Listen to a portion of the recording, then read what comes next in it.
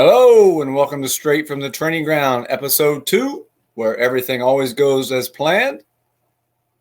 Shameless plug.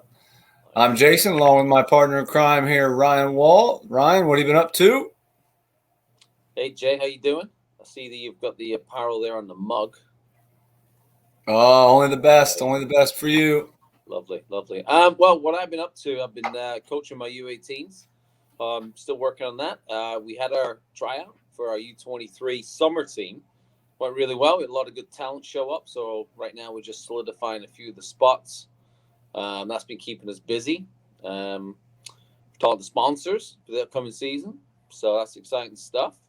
And yeah, just getting ready. Hopefully get through this winter. Actually getting through the winter a little bit now, and then looking out for the spring season, which is going to be busy again with the U18s, as I mentioned. And then, that's what's keeping us busy. Same here, a little high school training a couple times a week, some club. Yeah. Another week or two, we'll probably be back outside, hopefully, and all that stuff will be picking up here as well. So, Ryan, as we talked about throughout the week, our topic for episode 2 is ODP. If you're not familiar with that, or if you're not sure what we're referring to, ODP stands for Olympic Development Program. Ryan did a little research for you here, so I just want to read this off. I don't want to misquote anything, but ODP started in this country in 1979, and then it started in 1982 for the girls' side. Direct from the ODP website, it says that their goal is to be a nationally recognized youth identification and development pathway for U.S. soccer players. So if you're not familiar with ODP, it's generally started as a program or a pathway for players to get from to be recognized, and then to eventually, make it all the way up to the national team, at the U17, U18 level, and so on and so forth. And then eventually, like a Christian Pulisic, whatever, Alex Morgan, get to the full adult national team. But that's the goal. So we're here to discuss that tonight. So again, reminder, follow us on Twitter, make some comments. We want to continue to build our community. Send us any comments you might have, things in your community experiences. And then before we get into that, Ryan, real quick, just want to remind everyone that you and I are located in different states, and ODP is also exists in every state, but it's ran differently sometimes from state to state. So with that being said, Ryan, your thoughts on ODP? Well, I think, that last point you made, it's ODP has got its challenges, and we'll talk about that in a second, but it also varies from state to state. You're from a bigger state than I'm from, and the ODP program is quite well. People participate in it quite a lot. There's a lot of kids in the program.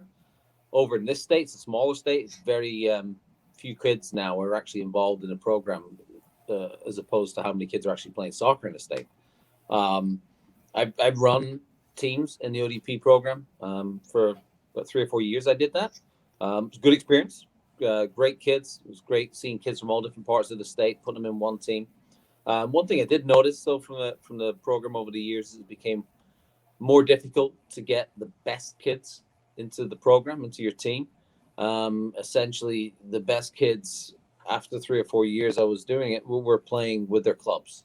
And so we would get some of the best kids, but the rest of them were kind of second level kids that weren't able to play for these top clubs.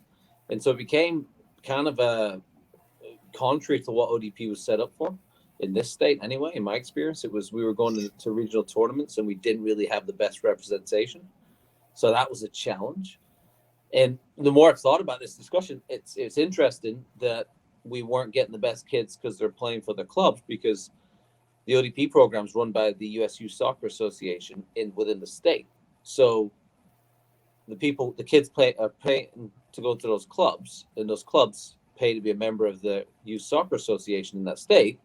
And yet that youth soccer association puts on an elite program, which doesn't get those same kids in the program. So there's something just not right there in that respect. In my opinion, from looking at this from a big picture, state associations on the USU Soccer Association side need to make a decision on what the ODP program is, because it's no longer the elite program, because it can't be in their state, because the best clubs are just not sending their kids. So there needs to be maybe a rule that if you're a team in, let's say, a state, that your best kids have to be within the state's ODP program. Otherwise, don't put the ODP program on and tell people it's elite when you do know that your fee-paying clubs aren't sending their best kids to your program. So it was becoming very obvious here. I haven't coached for a year now, but towards the end, it was becoming very obvious that this wasn't happening. Best kids were not going to. It's probably the same in your state. Yeah, and I was going to say, so basically, like what you're saying is they're kind of contradictory. They kind of have gotten to the point where they almost battle each other. Yeah, there was, and there's active arguments at times that why can't your kids come play for ODP when they're also playing, but instead they're going to a tournament in Maryland or DC or something like that, and the kids invariably would choose to go to the tournament with their club team because their perception was that was a higher level. So it's just ODP became marginalized, had become marginalized, particularly the older age groups in this state, and it was disappointing. So I just think there needs a revamp. I've got some ideas about that, but you first on your state's and your experience with ODP in your state. Oh, I'm in Ohio, and Ohio recently was Ohio North and Ohio South, and some bigger states are like that. And Ohio has recently combined into one larger, formal group. But yeah, it's the same thing. And, you and I both know a lot of club coaches, college coaches, high school coaches, and it's kind of the same thing where I think ODP originated to be, like what we said, a top level premier program to get those players recognized. And it's kind of turned into where it's not always necessarily the strongest team you could provide from your state. And, obviously it's going to take a lot more than one little episode here with us to get into all of that and come up with solutions, but definitely some major talking points to talk about. Also, for anyone out there, the timeline, what Ryan's talking about is in the fall, you basically would try out, at a local level. And if you're invited back to your state level trainings, those take place in the spring. And then in the spring, that's when they're kind of contradicting each other as your state team starts to compete against other states. Obviously, club soccer is still going on, at those times of the year. Correct, Ryan? Oh, yeah. I think that's how usually the program, and obviously if you're below high school age, it's different. There's some activity in the fall. But then if you hit the high school age kids, it becomes the end of winter, beginning of winter, end of November. Then they'll start doing some winter sessions and it'll go all the way through to the summer. I just think, is ODP really the state representative team for the elite kids in that state? And the answer to that is no. Now, it's really obvious in a small state like ours, where I am, that if the best kids don't play, they really don't have a strong team. In Ohio or Michigan or maybe North Carolina, that's maybe not quite as evident because you've got such a large pool of kids to pull from. So they really need to, I think the states and the U.S. Soccer Association really needs to make a decision on this. It's becoming to a point where college coaches don't go to ODP state games. They don't watch those games anymore. They recognize that they have to go to the top club level to watch good quality players. And that leads in. Yeah, sorry. Yeah, that leads into our guest interview for this week, Sean Regan. We'll talk to him, the head men's coach at West Liberty University. And one of the major things we want to talk to him about is ODP and obviously how that affects, his daily work as a college coach and at that level, and how that's changed since he's been coaching. But, I think it definitely is at a point, would you agree, Ryan, where I think that it needs a major reboot, maybe some major things need to kind of be looked at, see what direction moving forward would really be best for club and ODP. It needs a reboot. Right now, as you're a youth soccer player, you've got so many options. You've got your high school stuff that you do, and a lot of times you can't get out of that. You're locked into that for the fall season. And then you've also got good quality club participation. Some kids are rostered on the U.S. club side and rostered on the U.S. youth soccer side. So a kid may have 3 teams to play for, and it could be high level. There's also a financial cost for 2 of those clubs that they may play for. So why would they pay an extra, or why would the parent pay an extra cost for ODP as well? My thought and my belief is that U.S. soccer should be investing on every state to have an academy-style program which is fully funded. and that revenue should be allocated. And if a state doesn't want to do it, don't want to do it. But what will happen is that the quality kids will be there to represent their state. You would take a chunk out of the pay-to-play issue because a number of the top kids that maybe play at clubs would say, hang on a second, maybe we can play for this fully funded academy. Now, I'm not saying they should compete with the MLS academies, but there's a lot of areas that don't have MLS teams. I'm talking 2-3 state size areas. Sure. Maybe this kind of initiative to put money in and fully fund an elite academy, so each state has an elite academy, would be really solve a lot, 2 or 3 issues that solve the ODP issue, and it'd take a chunk out of one of the, the elephant in the room in U.S. youth soccer is the pay-to-play issue, because at the end of the day, the only kids that aren't getting hit by the pay-to-play, the only good soccer players are the ones that have gone to pro or youth academies. So why doesn't ODP set up something, or through the ODP system or the ODP model, you have each state have some kind of fully funded academy? It may be partially through the year or maybe all year round. I don't know. But there's enough resources there, funding there. Why we haven't moved to that model, I don't know. But we need to do something with ODP because at this point in time, it's becoming a peripheral program in U.S. youth soccer. And I like the point you brought up. In our discussions off camera, throughout the last couple of weeks, we both talked about that, the geographical situation, right, in our country. People always give out the numbers argument, right, regarding our national teams or things like that. And it's like, well, yes, we do have a lot of people, but we also have a lot of ground to cover. And as opposed to, where you grew up, and I know we've talked, like I said, privately about this, but there just simply aren't enough MLS teams. There could be 30 MLS teams, but that comes out to one, basically, not even one per state sometimes. And in the state where I'm at, again, for example, there's 2, but if you're part of that academy, you may still have to drive 2 or 3 hours to get to that academy. So there needs to be some other way that's a pathway like that feeds into some upper level. And again, it goes back to our first episode with OVPL and smaller teams in other cities. But there has to be something that we need to continue to look at. Soccer's continue to grow. The key is to that. There has to be something which is not fee paying, or not. No, that's what I mean. Yeah, absolutely. Paying. Yeah, I mean obviously taking the English system, let's say, for just the English system. Yeah. But the English system, there's 92 professional top league teams, and each one of those teams, almost every single one of them, has a fully funded academy.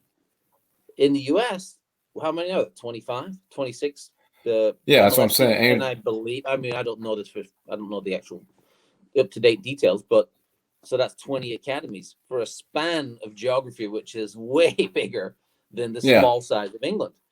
And so when we worry about what happens at the national team level, you just don't have the farm system in this country because of the obvious issues. And so the pay-to-play issue has come into that vacuum and it does produce some kids, but it's so restrictive. Does it produce 15, 20% of the potential that can come? So I always tell people, and you and I have had this chat, the U.S. national team, people shouldn't complain about it. It's amazing how good it is, considering you don't have a feeder system like every other country in the world that you're trying to compete against. It just is really amazing. So it's, I just think that the ODP potential thing that I threw out there is something that maybe ODP's used as this additional bolt-on to the MLS academies, that we can get 50, 60 more fully funded academies in the country. Well, right. Yeah. No, I agree. And I think, there definitely needs a reboot and some other things to look into. And as whether it's through smaller teams, other, smaller, medium-sized cities that maybe don't get a full MLS team, USL teams, OVPL, whatever it may be, there has to be a better pathway that is also, like you said, funded and geographically provides an easier pathway, I guess, geographically, for a lot of kids. Also, every week we have a shout out, those kind of things. So I don't want to put you on the spot here or anything, but I'll go first. My first shot, I have 2 shout outs today, but there's a special reason. Number 1 comes from our first episode. We talked about one of the issues in our country about lack of referees, correct? We did. And I want to give a big shout out to Gabby and Cassidy from our high school program, who are two girls who just recently in the last 2 weeks, I believe, got certified. They took their certification and they're now fully licensed referees for club soccer. So a big shout out to them, because that was just something we were just talking about. So these are two kids that have played soccer their whole life, and they're very knowledgeable. So that's what we need more of, people like that getting involved to help referee. My second shout out comes from Lower Merion, Philadelphia. That's right, Lower Merion, maybe where you've heard of Kobe Bryant. But LMSC Crows and David Ward, their coach. So they have a big club there in Lower Merion, and I want to give a shout out to him and all the good work they're putting in there. What about you, Rosmondo? To 3 Highlanders U18 players that I've coached for now going on 8-9 years that just did their letter of intent to play college soccer. One's Dannon Foraker, Taylor McFarland, and Alex Canestrero. And 2 of them are going to Waynesburg University, and one of them is going to West Liberty University to play college soccer. They're all from Wheeling, West Virginia, and they all played soccer with me in Wheeling, West Virginia for 8-9 years. They never left to go to some bigger area or something. That they never made an 1.5-hour commute to Pittsburgh or 2 hours to Columbus to play soccer. They played here, but they still been recruited to play college soccer. So big shout out to them. Really proud of the guys. Yeah. And then also on the college level, just to Notre Dame College of Ohio, which is up in Cleveland. Obviously you and I know Carl Nolan, the head coach there. Great. They've done some great recruitment this spring season, and it looked like they've got some real talent coming in. So they're in the the Mountain East Conference, MEC Conference. They're one of the powerhouses in that conference. They're a top 20 Division II men's soccer team in the country. So just shout out to them. They look like they're going to be strong again this fall. So I'll be keeping an eye on them this spring season to see how they're looking going into the fall. So our special guest for episode 2 is Sean Regan, a men's head coach at West Liberty University. Sean, great to have you. Thanks for joining us. Thanks for having me, guys. West Liberty is a Division II school right at the top of West Virginia, and we're in the Mountain East Conference. So arguably Division II's hardest conference. We have 3 teams in the top 25 in our league. Dave's Nelkins has emerged as a top 10 team in the past season. And then Notre Dame College out of Ohio has always been in the top 25 probably the past 4 to 5 seasons. Sean, if you can tell me a little bit about, you said you've been at West Liberty for about 4 seasons now, going into your fifth year. How is your recruiting been going this year? What you've been doing recruiting wise? I know you've got some guys leaving, so what areas? What's your activity been of late in the recruiting side? Sure. So recruiting, the whole landscape has been changed in the past 2 seasons. With first the NCAA wasn't allowing any school to go off campus to recruit, and then unfortunately for us being a state university, as state employees, we weren't allowed to leave the state of West Virginia to recruit. So we've relied a lot, not only on game film, but by watching tournaments by webcast, hooking up with our contacts through clubs throughout the United States and throughout the world. And that seems to be kind of becoming the norm now. We're lucky enough now that starting in November, we were actually allowed to, go places and scout. But unfortunately, that's a little bit too late for this coming fall season recruits. So we basically focused on that junior class. So all in all, this class, has probably suffered the most out of anybody, because last year's freshman class, if you were lucky enough, you were able to see them play as juniors. And then obviously you kept logs of them as they went through. But this class coming up, we didn't really get a chance to watch them as sophomores. That's really too young for the recruiting process, really on the men's side. So I think over the past 3 years, this senior class that's coming in right now has suffered the greatest.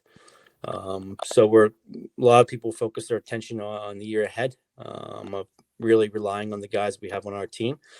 We're very lucky that the NCAA gave the kids the COVID waiver. So we have a lot of guys that are staying at the university for their 5th year, which is great because, it's basically having a lot of experience returning.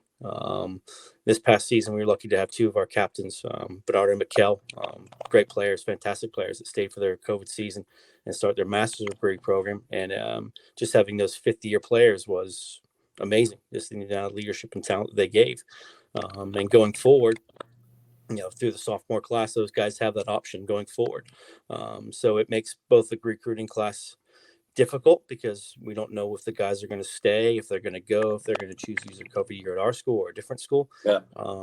So it's really kind of a hit and miss on, what we look to bring in every year. So I think for the next 2-3 years, until those kids get rid of their fifth, year of eligibility, that's when you'll see it really go back to normal. Well, one more question. I'll jump in before I hand it over to Jay.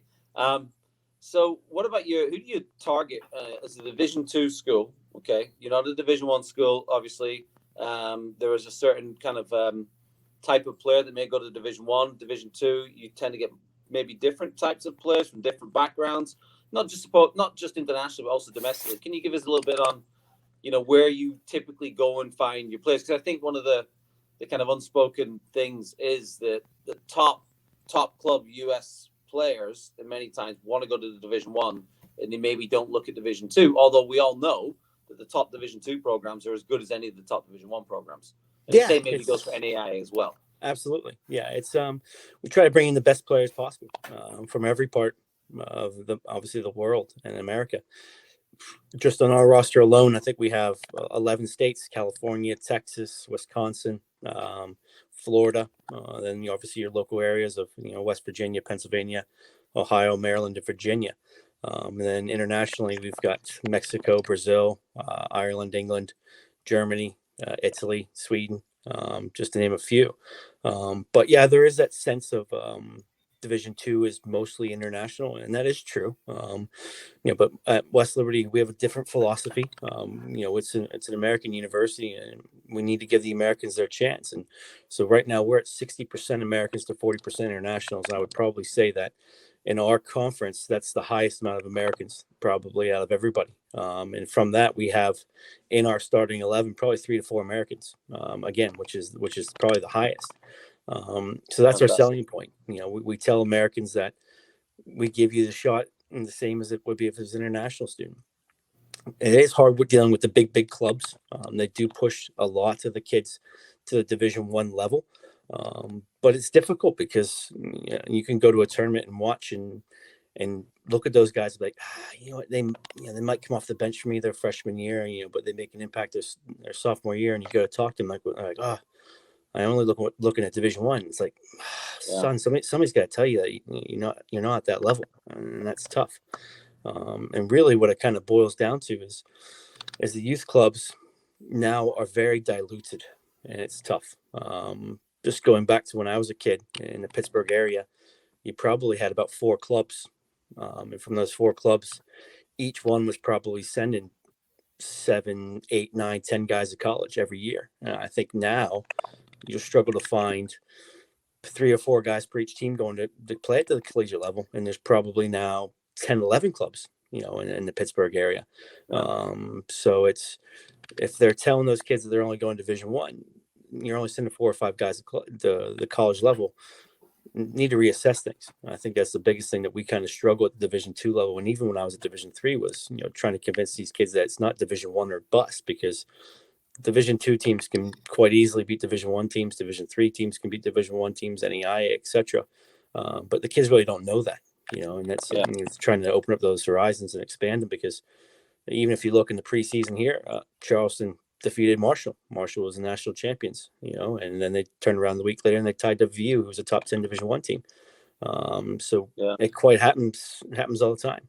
Yeah, that's a great point you make, Sean. I kind of have a 2-part question real quick. Yeah. Number one, you want to give a little explanation or from your vantage point as a college coach to parents and kids out there who, as you alluded to, are so caught up on the actual level, and Ryan and I both know that as players as well, but it seems like everyone gets caught up on a school's a certain level or it's a certain division. How do you try to expand on that and explain that when you're recruiting? And then also, just a side note, our topic this week is ODP. We try to have a topic each week. So does that come into any part of play at all? And has that changed any since you've been a college coach with the whole recruiting thing? Sure. I mean, the big thing with, trying to convince kids that, it's not Division I or bust is basically, do you want to play? You know what I mean? And that's the big thing. And it can even tell from my level, I say the same thing to some of the guys where it's great. You can be recruited to a Division I school, but you're going to be number 30 and you're just going to get the tracksuit. And you're not going to play maybe your first year, second year, where you could go to a good Division II school or a great Division III school and be an impact player right away. Your career is very short at college. It's basically 4 years and combine them with probably 60 games in total. And if you're only playing 15 to 20 games in 4 years, was it really a great career? You know what I mean? So trying to convince the guys that, going to a school that might not be your first pick, but, it's going to be somewhere that you could play and star would be fantastic. Even when I'm recruiting and I have to tell guys that they want to come to West Liberty, that they might not play their first 2 years because they're not quite to our level as well, but they could have plenty of opportunity at 6-7 schools within an hour's drive of us and be a starter, and then we have to have that honest conversation with them about that. And at the coaching right now, it is very difficult, especially for small private schools where they're very much enrollment driven. And you can see that nowadays rosters are getting 40, 50, 60 people deep, 70 deep. It's ridiculous. It's stupid. You can't honestly tell a kid to come to a college and spend $45,000 and be the number 55 guy in your roster. I think you're doing a disservice to the kid. You know what I mean? But if you don't make those numbers, it's quite easily the athletic director can fire you. So you're kind of put in a bit of a moral dilemma. I'm very lucky that I work at a state school that does a fantastic job of recruiting non-athletes. That's what keeps every school afloat. I have a roster of 37 guys, and even I thought that was a little bit too big for us last year because at the end of the day, we're playing 14, 15 guys in a match. 60% of my roster is not playing. You know what I mean? And it's tough to look those guys in the eye every day when they're training and working their socks off and they're not getting that opportunity as well. So I can only imagine what it's like if you're the 62nd best man on the roster at some other schools. So, and I think, John, I think you and I remember, and Jason, you remember too, that, we played when it was 22, 24 guys, maybe in the training group. And then maybe a regular 18 guys would be involved in that. That's it. But now, situations of 40, 50, 60 players, and it probably at least 50% of the schools, probably more. I don't know. Yeah. And to talk about ODP, when I was a player back in the day, ODP was the top level. It was as top as you can get. There was no youth academies. You basically played for your club team. In the state of West Virginia, we had about 4 clubs, in Wheeling, Morgantown area, Charleston, Huntington, and that was it. And then the best 5 guys from each team, made the ODP team. And it went on from there, and you played in your region tournament. And from the region tournament, you got selected for the region team, and then you went on to the national pool from there. But now with all these, the MLS, CCNL, this initial, that initial, I can't even keep track of them anymore. ODP's kind of fallen by the wayside. I coached ODP for a couple of years, and it was good, fun experience, but we were only getting 16, 17 guys to a trial, and you were taking everybody, and it wasn't the 17 best guys in the state. So it's kind of now, it's a good avenue to get some extra training sessions in to get the experience playing against some other states, but it's not what it used to be in terms of being the top end talent that there was as an option when I was a kid. Right. Well, yeah, I appreciate it. So we have a little staple, here on our show that each week we have an interview guest. We ask them 2 things. Number 1, what team do you support, Sean? Yeah, Liverpool since birth. Oh, here we go. Liverpool. Okay. Yeah. All right. Fair enough. And the second one is worst kit you have ever worn, as a player. Yeah. So when I was a kid, we had these dodgy jerseys called Lenzera from somebody in the back of somebody's truck fell off. And the logo and the badge just happened to be placed right on your nipples. I tell you what, man, I think I know whose truck that was, Roz. Yeah. They were horrendous. Polyester, shiny, something from the 80s, big, massive collar went over your ears. They were brutal. And they had the garbage bag shorts. You know what I mean? Yeah, John, that's there you hilarious go. Because that's exactly the same uniform we had about 7 years earlier. We always joke about this. Yeah. Terrible kit. Fantastic. It's great to hear all the good work you're doing at West Liberty, and we really appreciate you taking the time to chat with us. No problem. Thanks, guys. Enjoyed it. Fantastic, Sean. Thank you. And continue to follow us down there on Twitter. Follow us on our YouTube channel. Subscribe. Hit that subscribe button wherever it may be. And continue to make some comments and stuff. Tune in with us. Make some connections. We want to continue to build connections and communities all over the place about youth soccer and topics and things that may be of interest to you on a local level or anywhere in your community, wherever you may be. So until next time, straight from the training ground.